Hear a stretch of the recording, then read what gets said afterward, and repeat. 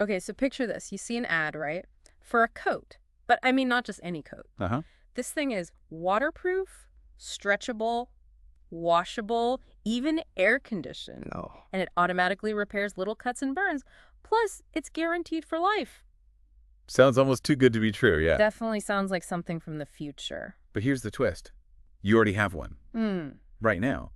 It's your skin. Huh. That's a great way to put it. So today we're doing a deep dive into the integumentary system, which is, this really complex group of organs, your skin, yeah, but also sweat glands, oil glands, hair, nails, the whole package. It's right. And our source material for this exploration is Chapter 5 of Human Anatomy and Physiology, the 10th edition, really digging into the details here. Exactly. And our mission really is to pull out the absolute key takeaways from this chapter to help you understand the incredible design and the vital jobs your body's largest organ is doing constantly. It really is incredible. We'll look at everything, from the cells involved to how it protects you, what happens when things go wrong, the whole shebang. And the scale of it is just wild. I mean, our source mentions it covers your whole body, obviously, but the surface area, 1.2 to 2.2 square meters. It's huge. Weighs 4 to 5 kilos. That's like 7% of your total body weight. It's pliable, sure, but so tough. Takes constant abuse. Day in, day out. And seriously, without it, we'd be in trouble fast. Bacteria would get in, we'd lose water, lose heat. We wouldn't last long at all. So let's really get into it. Let's understand this amazing coat, starting with its basic structure. Layers. Right. The skin's foundational layers. Okay, so to really get this coat, we got to look underneath, yeah. The source talks about 2 main skin layers, and they sit on top of something else called the hypodermis. So what are these parts? What makes them different? That's the perfect place to start. Because the genius is how distinct they are, but how they work together seamlessly. So, first up, the outermost layer is the epidermis. Think of it as your body's frontline defense. Okay, the shield. Exactly. It's made of epithelial cells, and here's a key thing. It's avascular. Meaning no blood vessels. Right. No direct blood supply. It gets all its nutrients by diffusion, basically soaking them up from the layer just below it. Which is? The dermis. That's the layer underneath. It's much thicker, tougher, kind of leathery, really. That's what gives your skin its strength and elasticity. Mostly dense connective tissue. And unlike the epidermis, the dermis is packed with blood vessels. Gotcha. Plus nerve fibers, lymphatic vessels. It's highly vascularized. And it's where the main parts of your hair follicles, oil glands, and sweat glands are anchored. Even though technically those glands start from the epidermis. Interesting, so they kind of dip down into the dermis. Exactly. And then deeper still, you've got the hypodermis. Which isn't technically skin. Strictly speaking, no. It's subcutaneous tissue underneath the skin proper. Yeah. But it shares protective jobs. It's also called superficial fascia, and it's mostly adipose tissue, fat, basically. Right. Storage and insulation. Yep.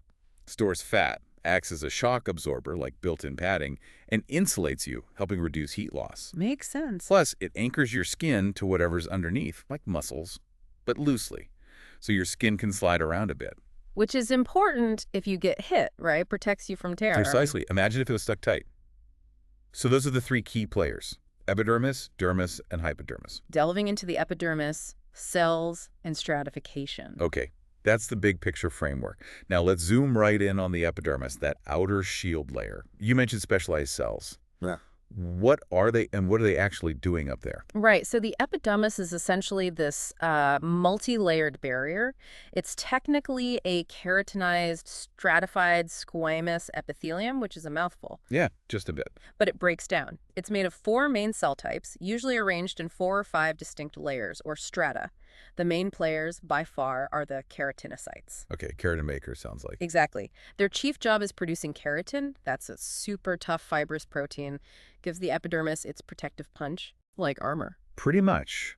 These cells are born deep down in the bottom layer from stem cells. They're constantly dividing. Mitosis is happening almost continuously. Wow. And as the new cells form, they push the older ones up towards the surface. As they move up, they fill up with more and more keratin. Okay. By the time they reach the very top, they're essentially dead. Just flat, scale-like bags of keratin. And these are the cells we shed. Millions of them. Yeah. Every single day. You basically get a whole new epidermis every, 25 to 45 days. It's constant renewal. That's amazing. Built-in maintenance. Totally. And if you get persistent friction, like maybe from shoes that rub, the keratinocytes speed up production, that thickening you get. A callus. That's your skin-building extra protection. Clever. Okay, who else is in the epidermis? Next up, melanocytes. These are kind of spider-shaped cells. And they make melanin, the pigment. You got it. They synthesize melanin, which gives skin its color. They hang out in that deepest layer too, and they pass melanin granules over to the nearby keratinocytes. Pass them over, like little packages. Yeah, exactly. And these granules cluster on the side of the keratinocyte nucleus that faces the sun. Ah, a little sun shield. Precisely. A natural pigment shield protecting the cell's precious DNA from damaging UV radiation. Very cool. Definitely. What else? Then you have dendritic cells, also called Langerhans cells. They're star-shaped, and they actually come from bone marrow. So they were part of the immune system. Key players. They're like the security guards. They patrol the epidermis, gobble up any foreign stuff that gets in, and then they activate the rest of the immune response. Wow. Okay, crucial defense. And the last one. Tactile cells or Merkel cells. Yeah. These are touch receptors. Wow, for feeling things. Yep. They sit right where the epidermis meets the dermis, and they're connected to a sensory nerve ending. Together, they form a tactile or Merkel disc. That's how you feel light touch. Okay, so those are the cells. But how are they layered? You said strata, and it varies. Thick versus thin skin. Exactly. Thickness varies a lot. Thick skin palms, fingertips, soles of your feet that has 5 layers. 5, okay. Thin skin, which is basically everywhere else, usually only has 4. 1 layer is missing. Got it. So what are the layers from bottom to top? Okay, deepest first. That's the stratum basal or basal layer, right next to the dermis. The birthplace of the keratinocytes. That's the one. A single row of super active stem cells constantly dividing. Youngest keratinocytes are here. That's why it's also called the stratum germinativum, the germinating layer. Makes sense. Layer 2? Stratum spinosum, the prickly layer, several cell layers thick. Here, the keratinocytes are held together tightly by structures called desmosomes. Like little snaps. Good analogy. Keeps them unified. They also start making pre-keratin filaments. When scientists prepare the tissue slides, these cells shrink a bit, but the desmosomes hold tight, making them look kind of spiny, hence the name. Ah, okay. Prickly. Next? Stratum granulosum, the granular layer. Here, things start changing more dramatically. Keratinocytes flatten out, their insides, their organelles start breaking down. Preparing for the end. Sort of. And they accumulate 2 types of granules. One helps form keratin later on. The other type, lamellar granules, release this water-resistant glycolipid into the spaces between the cells. Glycolipid. Sounds important. Hugely. That glycolipid, plus tight junctions between cells, is a major part of what makes your skin waterproof, or at least water-resistant, slows down water loss. Ah, the sealant. Pretty much. And above this layer, the cells are too far from the nutrients diffusing up from the dermis, and that glycolipid barrier seals them off too, so they die. Okay, point of no return. Right. Now, in thick skin only, you get the next layer, stratum lucidum, the clear layer. Only in thick skin. Yep. Palms and soles. It's a thin, sort of translucent band, just a few rows of clear, flat, dead keratinocytes, like an extra buffer layer. Okay, and the final layer, the top. The stratum corneum, the horny layer. Oh. Not like that. Cornu means horn in Latin. It refers to the toughness. This is the outermost layer, and it's thick 20 to 30 cell layers deep. It makes up maybe 3/4 of the whole epidermis. Wow, mostly dead cells on top. Yeah, exactly. The keratin and the now thickened plasma membranes make it super durable against scrapes and bumps, and that glycolipid waterproofing is key here too. It's your body's durable overcoat. So that's dandruff and stuff. Yep. These cells have no nucleus anymore. They're just flat, tough remnants.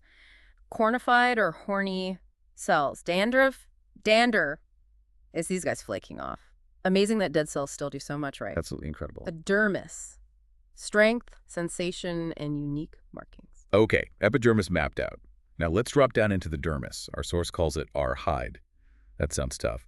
What gives it that strength, but also flexibility, and what's embedded in there that's so important? Yeah, hide is a good description. The Yeah. dermis is this amazing mesh of strong, flexible connective tissue, mostly fibroblasts, the cells that make fibers, plus immune cells like macrophages, all swimming in this semi-fluid matrix packed with fiber. Collagen and stuff. Exactly. Lots of collagen for strength, elastic fibers for stretch, and crucially, it's loaded with nerve fibers, blood vessels, lymphatics, and it's the true home base for hair follicles and glands.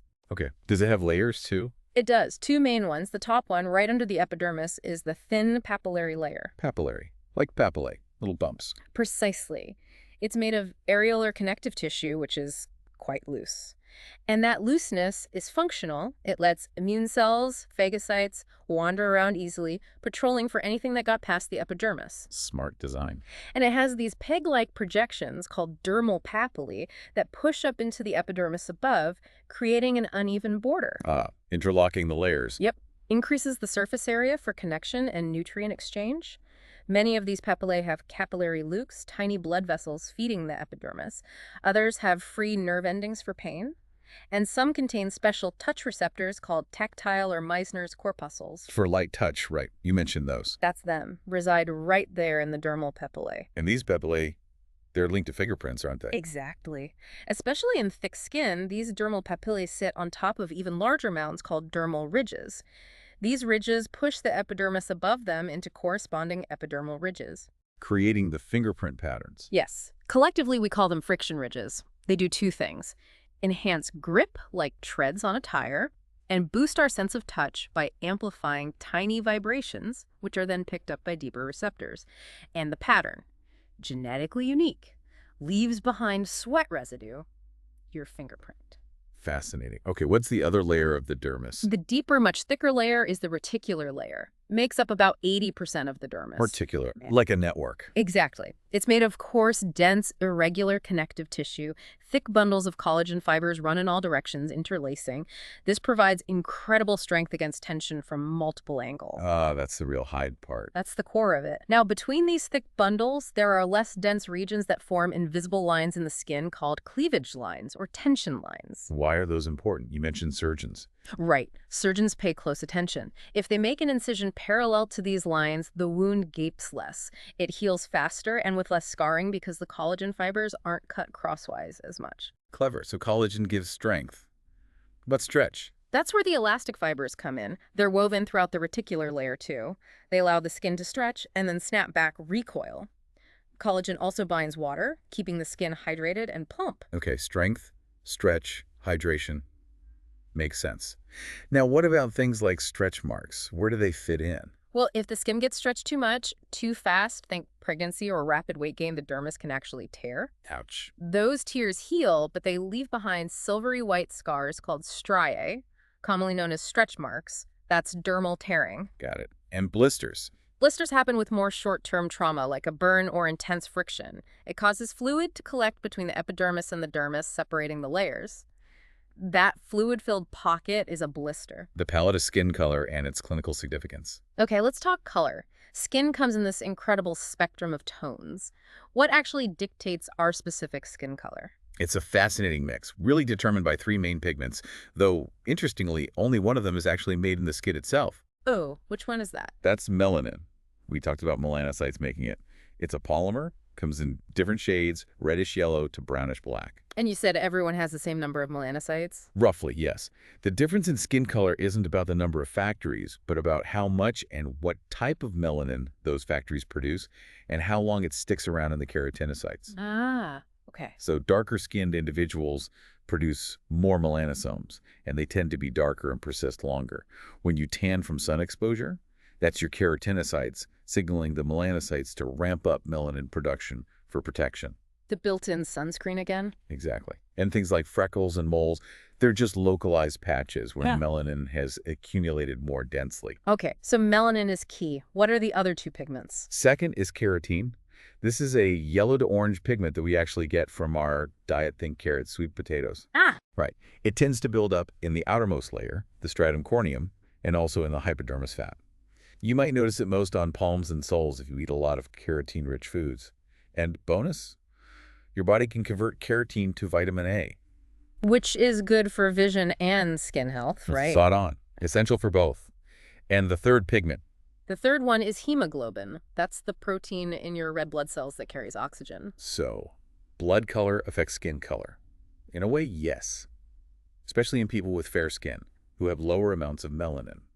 The pinkish tint you see, that's the crimson color of oxygenated hemoglobin showing through the capillaries in the dermis. So it's literally the blood beneath the surface contributing to the color. Yep. Melanin, carotene, and hemoglobin, those three together create the whole spectrum. That's really cool. And you mentioned earlier, skin color can tell us things about health, right? Like warning signs. Absolutely. Changes in skin color can be really important clinical indicators. Doctors definitely pay attention. Well, cyanosis, for example.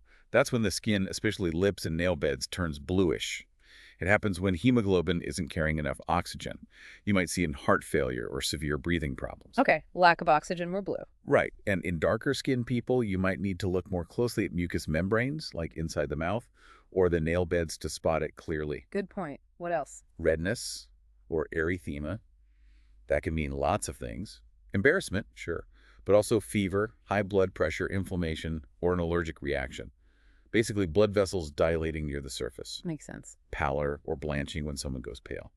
Could be fear or anger, but also anemia or low blood pressure. Less blood flow near the surface. Jaundice, that's a yellow tint to the skin and eyes. Usually points to a liver problem because a yellow pigment called bilirubin builds up. Liver issues. Got it. Bronzing, a sort of bronze, almost metallic look to the skin. Can be a sign of Addison's disease, which affects the adrenal glands. Wow. And of course, bruises, black and blue marks, or hematomas. That's just visible evidence of blood that's leaked out of vessels and clotted under the skin due to some trauma. So the skin really is like a window into our internal state sometime. It absolutely can be a very useful diagnostic tool. Skin's appendages, hair, nails, and glands. Okay, so we've covered the skin layers and color. But the integumentary system includes more, right? These specialized extras. Hair, nails, and glands. Let's start with hair. What exactly are these strands and what are they doing for us humans? Besides style, I mean. Right. Well, hairs, or pili, are actually produced by structures called hair follicles.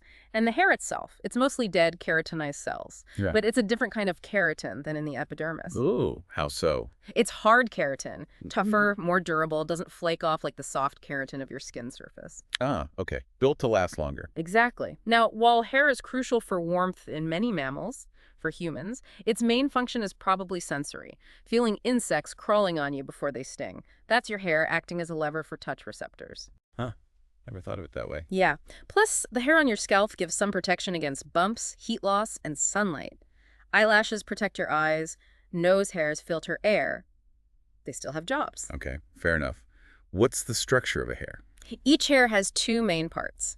The shaft, which is the part you see sticking out, and the root, the part embedded down in the skin within the follicle. And the shape determines if it's straight or curly. Yep, the cross-sectional shape. Round means straight hair, oval means wavy or curly, flat means kinky. And structurally, it has three layers. An inner medulla, a middle cortex, which holds the pigment, and an outer cuticle. The cuticle. Yeah. That's the layer that gets damaged. Split ends. That's the one. It's like overlapping shingles. When the edges wear away at the tip, you get split ends. Hair color comes from melanocytes down at the base of the follicle, transferring pigment to the cortex cells. And gray hair. That happens when melanin production slows down or stops, and tiny air bubbles replace the pigment in the hair shaft. Makes it look gray or white. Got it. What about the follicle itself? The hair follicle is basically an invagination, a folding down of the epidermis into the dermis, sometimes even the hypodermis. The deep end swells out to form a hair bulb. Bulb? Like a light bulb? Sort of. And inside the bulb is the hair matrix. That's the actively dividing zone, the cells that actually produce the hair strand. Where the growth happens. Exactly. And poking up into the bulb from below is a little piece of dermis called the hair papilla. It brings capillaries, blood supply, providing nutrients and signals for growth. Okay. And wrapped around each hair bulb is a knot of sensory nerve endings called a hair follicle receptor or root hair plexus. That's what makes your hair so sensitive to touch. Even a light breeze moving a single hair, you can feel it. Wow. And goosebumps, where they come in. Attached to each follicle is a tiny, smooth muscle called the erector pili. The hair raiser. Pretty much. When it contracts triggered by cold or fear, it pulls the hair follicle upright, making the hair stand on end. That dimples the skin surface, causing goosebumps. Why do we even do that? Doesn't help much with warmth for us. Not really for warmth in humans, unlike furry animals, but its contraction also serves another purpose. It squeezes the nearby sebaceous gland, forcing sebum, or oil, onto the skin surface. Automatic lubrication. You got it. Keeps the skin moisturized. So hair growth. Yeah. It's not continuous, right? No, it happens in cycles. There is an active growth phase, then a regressive phase where the matrix dies and the follicle shrinks, and the resting phase, and then the cycle starts again. And lengths differ. Yeah, the length of the active phase varies. Scalp follicles might stay active for years, letting hair grow long. Eyebrow follicles, active for only a few months, so they stay short. And thinning or baldness, alopecia. That happens when shedding outpaces replacement. Follicles might stop cycling or produce fine, fuzzy hairs instead of coarse ones. Everyone's follicles have a finite number of cycles. The most common type, male pattern baldness, is genetic, linked to a specific gene and the effects of a testosterone byproduct called DHT. The hormones. Yep. But other things like high fever, surgery, severe emotional trauma, certain drugs, those can cause temporary thinning too by disrupting the cycles. Okay, makes sense. Let's move on to nails. What are they exactly? Nails are basically scale-like modifications of the epidermis on the tips of your fingers and toes. Like hair, they contain that hard keratin. So tough protection for the fingertips. Exactly. Protective covers. Each nail has a free edge, the part you trim, a nail plate, the visible attached part, and a proximal root embedded under the skin. Where does the growth come from? From the nail matrix, which is the thickened part of the nail bed at the proximal end, hidden by the skin fold. That's the actively growing region. Okay. And the little white crescent moon shape. The lunule. The lunule, that's the visible part of the matrix.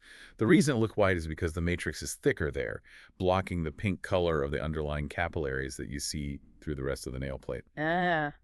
And you mentioned nails can show health signs too. Definitely. Changes in nail appearance, color, shape, thickness can indicate things.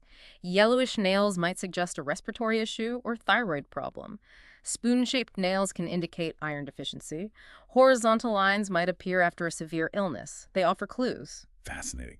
Okay, last appendage. Glands. Sweat and oil. Yep. Two main types found in the skin, sweat glands or pseudoverfus glands, millions of them. Millions, wow. Up to 3 million per person, almost everywhere. Two types of sweat glands. First, eccrine sweat glands. These are the most numerous, especially packed on your palms, soles, and forehead. And their main job is cooling us down. Thermoregulation. Bingo. They secrete sweat, which is mostly water, 99%, plus some salts, vitamin C, antibodies, a bit of metabolic waste like urea. It's slightly acidic, pH 4 to 6. The acid mantle again? Right. When you overheat, these glands pump out sweat. As it evaporates from your skin, it takes heat with it, cooling you down. That's sensible perspiration, this is what you see. Cold sweats. Emotionally induced sweating usually starts on palms, soles, armpits. Same glands, different trigger stress, not heat. Okay. What's the other type of sweat gland? Apocrine sweat glands. These are mostly found in the armpits and the anogenital areas. They become active at puberty. And their sweat is different. Yeah, it's thicker. Contains the usual stuff, plus fatty substances and proteins. It's actually odorless when first secreted. Really? Body odor. That happens when bacteria living on your skin break down those fatty substances and proteins. That's what causes the characteristic musky body odor. Ah, it's the bacteria. Yep. Apocrine glands don't really do much for cooling, but their activity ramps up during pain, stress, or sexual arousal. And two specialized types of apocrine glands are ceruminous glands in your ear canal. Making earwax. Exactly. And mammary glands. The making milk. Got it. Okay, sweat glands covered. What about oil glands? Sebaceous glands, or oil glands. Found all over, except palms and soles. They usually empty into hair follicles. And they make sebum. Right. They secrete an oily substance called sebum. It's super important. It softens and lubricates your hair and skin, stops hair getting brittle, slows water loss from the skin surface, and it even has bactericidal properties, kills harmful bacteria. Built-in moisturizer and antiseptic. Pretty much. And remember, the erector pili muscle, when it contracts, it helps squeeze sebum out. Multitasking muscle. Totally. Now, if a sebaceous gland duct gets blocked by sebum, you get a whitehead. Okay. If that material oxidizes and dries, it darkens, forming a blackhead. It's not dirt. Nope, just oxidized sebum and dead cells. And acne. That's an active inflammation of these sebaceous glands, usually infected by bacteria, Yep. leads to pimples or sometimes deeper cysts. Usually hits during adolescence. Yeah, when hormonal changes ramp up sebum production. The skin's multifaceted functions and system interrelationships. Right, we've got the layers, the cells, the pigments, the hair, nails, glands, Hmm. the whole anatomy picture. But the function, what does the system actually do for us? This is where it gets really impressive, right? Oh, absolutely. The skin is way more than just a bag holding us together. It performs a huge range of vital functions. Protection is the obvious one, but it works on multiple levels. How so? Well, first, chemical barriers. Skin secretions create that low pH acid mantle, which inhibits bacteria. Sebum and sweat also contain chemicals that kill bacteria dermcidin in sweat defensins. Melanin is a chemical barrier against UV radiation. Okay, chemical defenses. Than physical barriers. Just the continuity of the skin, the sheer toughness of those keratinized cells in the stratum corneum, like bricks and mortar, makes it hard for things to get through. And those glycolipids between the cells make it largely waterproof. Blocks water-soluble stuff. Mostly, yeah.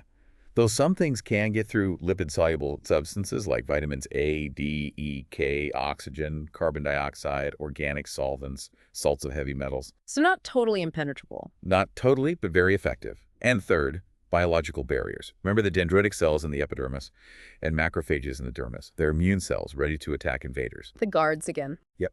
And even DNA itself acts as a barrier. Yeah. It can absorb UV radiation and convert it to harmless heat. Wow. DNA as sunscreen. Okay, protection is huge. What else? Body temperature regulation. Absolutely critical. We talked about sweating to cool down. Right, evaporative cooling. Yep. And when body temp rises, blood vessels in the dermis dilate, bringing warm blood closer to the surface to radiate heat away. And when it's cold? The opposite. Dermal blood vessels constrict, shunting blood deeper, away from the surface, to conserve core body heat. It's a constant balancing act. Okay, maintaining that steady internal temperature. Then there's cutaneous sensation.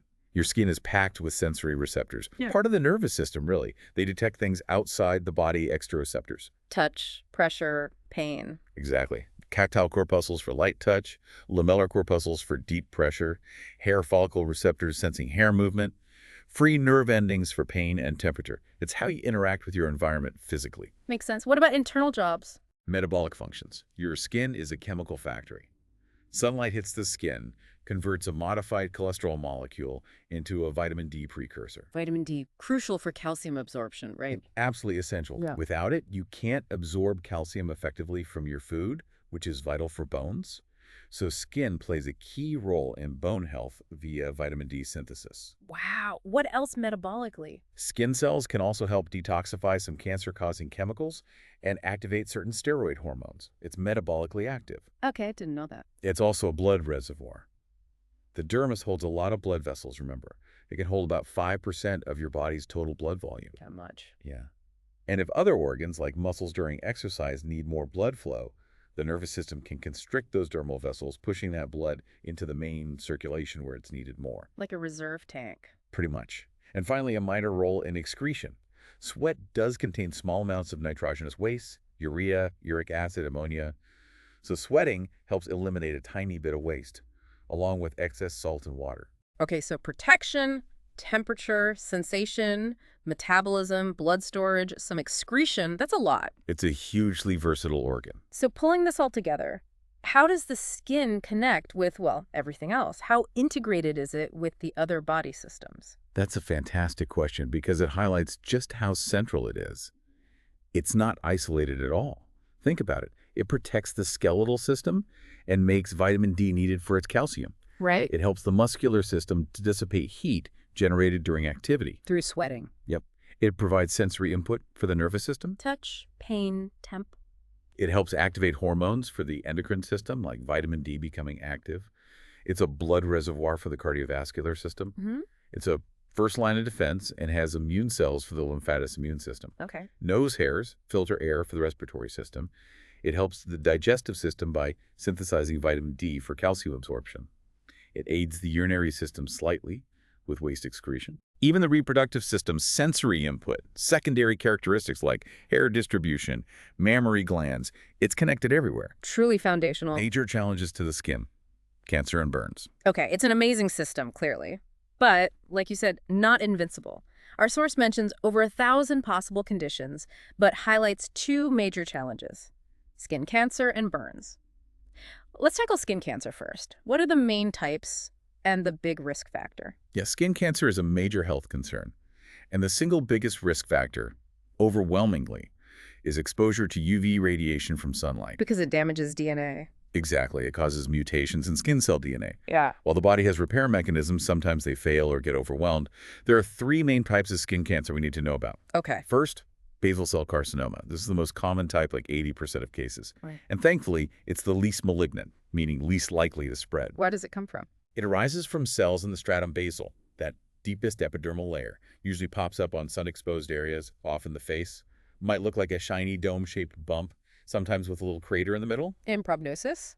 Generally very good. It grows slowly and rarely metastasizes. Surgical removal usually cures it, like 99% of the time. Okay, that's good news, relatively speaking. What's next? Squamous cell carcinoma, second most common.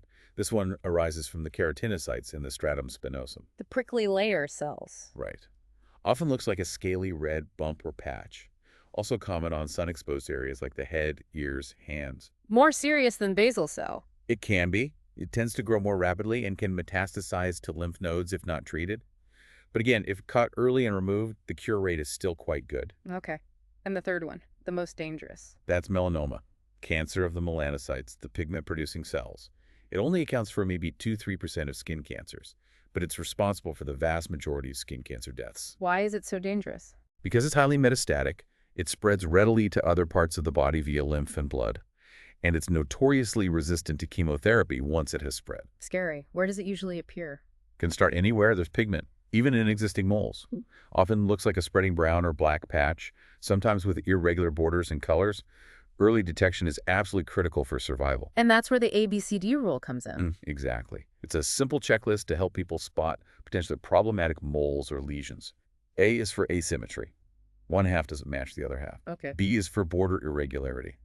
The edges are notched, uneven, blurred. Right. C is for color. It's not uniform. Contains multiple shades of brown, black, tan, maybe even red or blue. Uneven color. D is for diameter, larger than 6 millimeters, about the size of a pencil eraser, though melanomas can start smaller. Got it. ABCD. And some add E for evolution, meaning the mole changes over time in size, shape, color, elevation, or starts bleeding, itching, or crusting. Any change is worth getting checked out. That's incredibly important info. Okay, let's switch gears to burns. Devastating injuries. What's the immediate danger with a severe burn? Burns are tissue damage from heat, electricity, radiation, chemicals, anything that denatures proteins and kills cells.